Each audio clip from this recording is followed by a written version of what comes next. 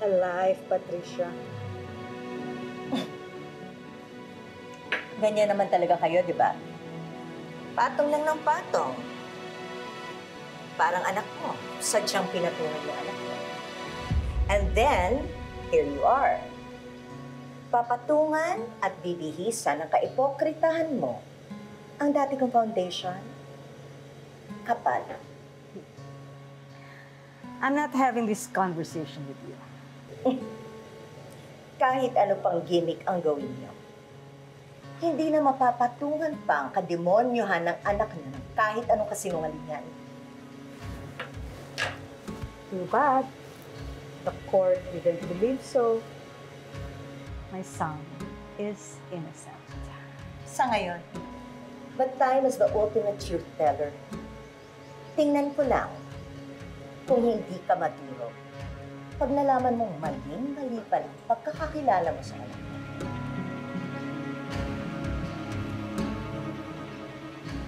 I know my son very well. Mula ulo hanggang paa, kilala ko siya. Eh ikaw, mabibilang ba ng bawat hibla ng balahibo mo kung ilang lalaki na ang pumatong sa anak mo? How dare you! Subukan mong ilapat ito sa mukha ko. Hindi ako magdadalawang isip na patungan pa ang patong-patong na problema ng miserableng pamilya mo.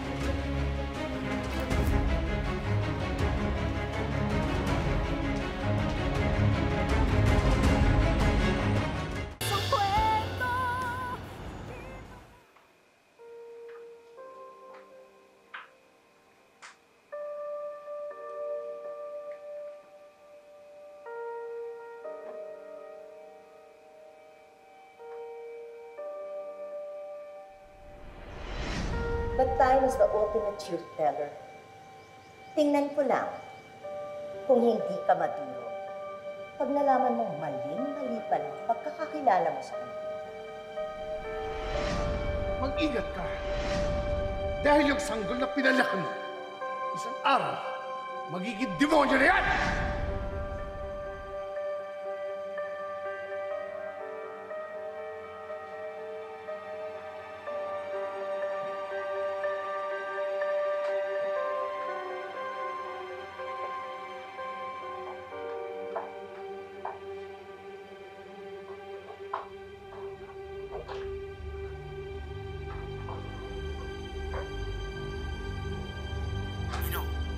Nandiyan ka na ba? Yo, are you back? Bilisan mo. Kating-kati na ako sabihin sa'yo yung sabi sa akin ni Mami. Oh, there you are. So ito na nga yung sabi sa akin ni Mami. Huwag na raw akong pupunta ng launch ng foundation ko bukas. Kasi, katingin nila, guilty ka naman eh. Of course, pinagtanggol kita. And you know what? Paniwalang-paniwala siya sa explanation ko. O yan ah. Ang dami mo ng utang sa akin sa kakatakit mo sa crime mo. So, are we now partners in crime?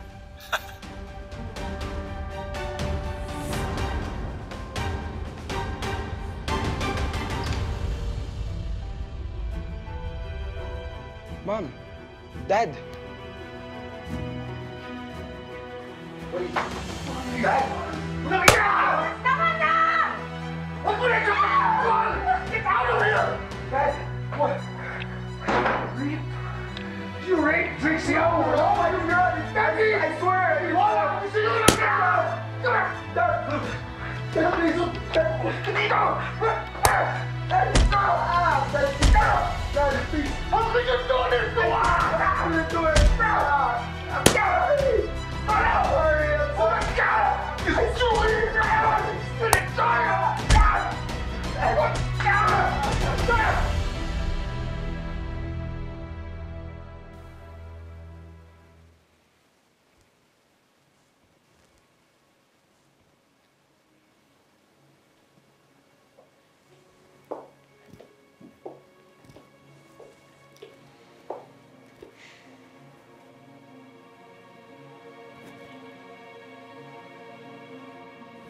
Itutuloy ba natin to?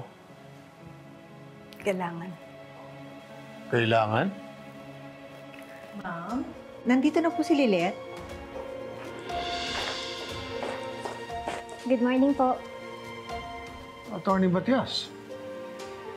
What are you doing here? Nag-usap po kasi kami ni Ino. Sabay na po kami going to the venue. Why don't you take a seat? Kumain ka na ba?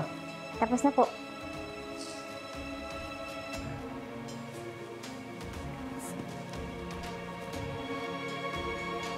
Ino? Anong nangyari sa'yo? Tinugbog ka na naman ba sa school? Don't say anything. Less talk, less mistake.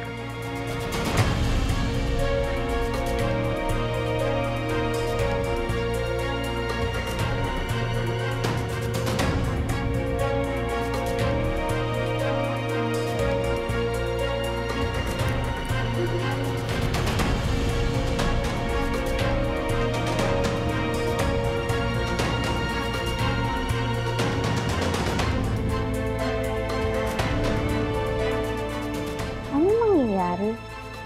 Bakit ang tahimik?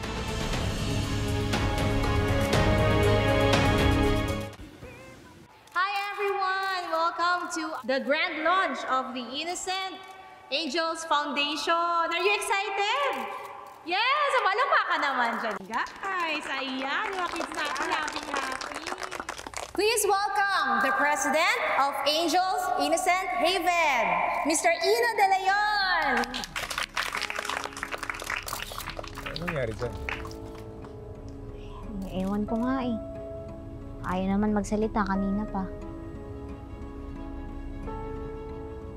Actually, alam ko na po yung mga bulungan na yan. Siguro tinatanong niyo ngayon, bakit puro pasayan? Weeks after it was declared that I was innocent, marami pong taong naniniwala pa rin na ginawa ko ang crime na hindi ko naman ginawa. And siguro sa mga frustrations nila, kaya eto, sa totoo lang ho, masakit pa rin po ang buo kong katawan. Alam niyo sa puntong ito, para sa isang batang katulad ko, pinakamadali nilang piliin ang mas madaling daan. At yun, sumuko na lang. Why not? Why not, diba? Why not spare yourselves from all these things and people that are hurting you? Parang itong foundation na to. Alam ko naman yung iniisip ng iba eh. Na para sa akin, gimmick lang to. I know it. At nakakita ko sa social media. Every day. Ang hirap. Pero higit pa sa sarili ko, I also understand how difficult it is for these young and innocent children to stand back up from this tragedy. Hindi ko ipinagbibili ang anak ko. Gusto ko lamang siyang magkaroon ng magandang buhay. Huwag ka nang maarte pa, Chato. Tanggapin mo na ito para may pambili ka ng mga gamot mo.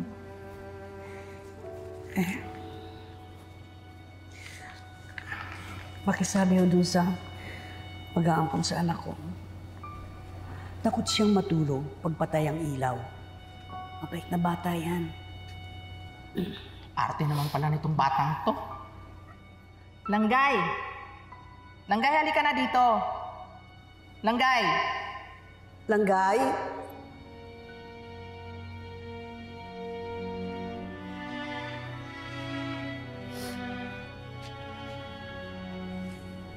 Nay, bye-bye, Nay-Nay.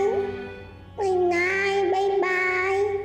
Nay-Nay, pasalubong, Nay-Nay. Nay-Nay.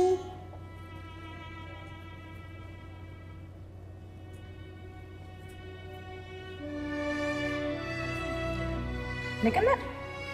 Halika na, Langgay.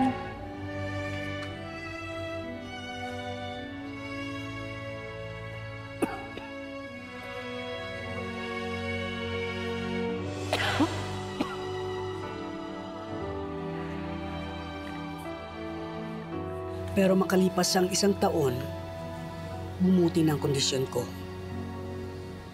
Gumaling ang sakit ko. Kaso, nang subukan kong bawiin si Langgay, huli na ang lahat. Lydia! O, Chato, anong kailangan mo? Lydia, nakikiusap ako. Ituro mo sa akin ang anak ko. Magaling na ako. Pwede na ako magtrabaho uli. Hindi ka ba makakaintindi, Chato? May nag-ampun na kay Langgay. Hindi mo na siya pwedeng bawiin. At saka bayad ka na, di ba? Isusoli ko sa kanilang pera. Ibalik lang nilang anak ko. Lydia. Maayos na ang buhay ng anak mo. May mabuti na siyang mga magulang, hindi katulad mo na walang kwentang ina. Kalimutan mo na silang Gay. Wala ka nang babalikan. Kaya umalis ka na. Lydia! Lydia! Simula noon, hindi ako tumigil sa paghahanap. Hindi ako nawala ng pag-asa na balang araw ay makikita ko silang Gay at mapapatawad niya ako na pinamigay ko siya. Hanggang isang araw, kinausap ako ng anak ni Lydia. Ako po si Bebs, nanay ko po si Lydia. Hindi ko po alam kung nabalitaan niyo na pero namatay na po si nanay nung isang buwan pa. Bago po siya mabawian ng buhay, gusto niya po kayong ipahanap. Malaki daw po kasi yung atraso niya sa'yo dahil hindi niya napagbigyan yung pakiusap niyo noon. Oo nga eh. Si Lydia lang kasi ang nakakaalam kung nasaan si Langgay. Ibinilin po kasi sa akin ni nanay na tulungan po kayo. Gusto niya ipasabi na ipinaampon si Langgay sa isang kamag-anak namin. Maayos naman ba ang anak ko? Mabait naman po yung nakaampon kay Langgay. May kayang pamilya at saka may-ari ng bigasan. Kaya lang po, namatay na rin yung tinuturing niyang pamilya sa aksidente. Ang huli ko nga pong balita, ikinasal na si Langgay sa dating katiwala ng tatay niya sa bigasan. May asawa na ang anak ko. Sa totoo po, diskumpiyado po ako sa napangasawa ni Langgay. Duda ko po kasi pinakasalan lang siya ng lalaki dahil gusto niyang maangkin yung bigasan na minanay na sa kanyang mga magulang.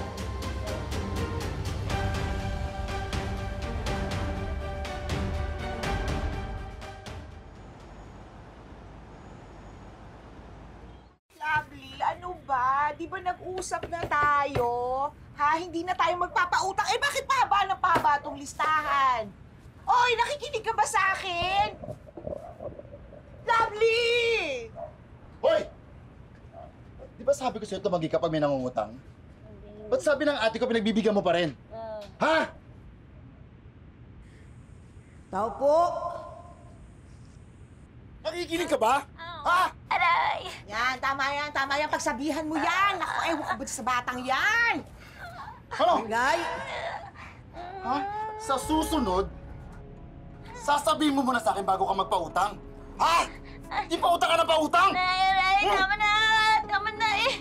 Kawawa eh! Wala sila pagkain! Magbabayad daw sila bukas! Katiga! Kababayad sila bukas! Ito ba? Dumahaba ng listahan! Ay, sakit! Baka na pautang eh! Sakit! Tama na! Ang lovely! Walang kasalanan, lovely! Langgay! Langgay! Nanay mo.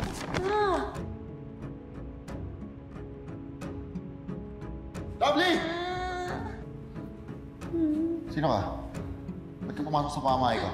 Ikaw layuan mong anak ko Buntis ng anak ko. Sinasaktan mo pa. Langgay! Anong Langgay? Ano pinagsasabi mo? Labi ang pangalan nitong Sinto-Sinto at nanay. Sino ka ba, ha? Malay ba namin kung scammer ka? At kung ikaw nga ang tunay niyang ina, wala ka pang pakailam at manghimasok sa away nila mag-asawa. Sino ka ba? Langgay, ako ito ang nanay mo. Langgay. Hindi ko kilala. Hindi ko kilala. Ikaw, umalis ka na sa pamamahay ko. At huwag ka nang babalik dito.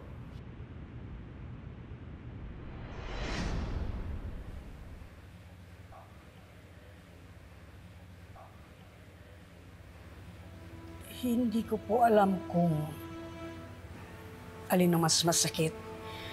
Yung wala akong magawa o hindi niya ako makilala. Gusto ko pong kasuhan ng asawa ng anak ko. Hindi alam nilang gayang batas. Hindi naman po required na silang gayong magsampa ng demanda. Pwede pong kayo yung magreklamo. Nakasaad po sa batas na kahit na sinong individual ang may personal knowledge sa pananakit sa isang bata o isang babae, maaaring magreklamo. Considered po kasi yun as public crime. Ano pong gagawin ko, attorney? Huwag po kayong mag-alala. Pangako po, tutulungan ko po kayo. Gagawin ko po lahat para mapalaya natin si Langgay sa asawa niya para magkasama na po kayo.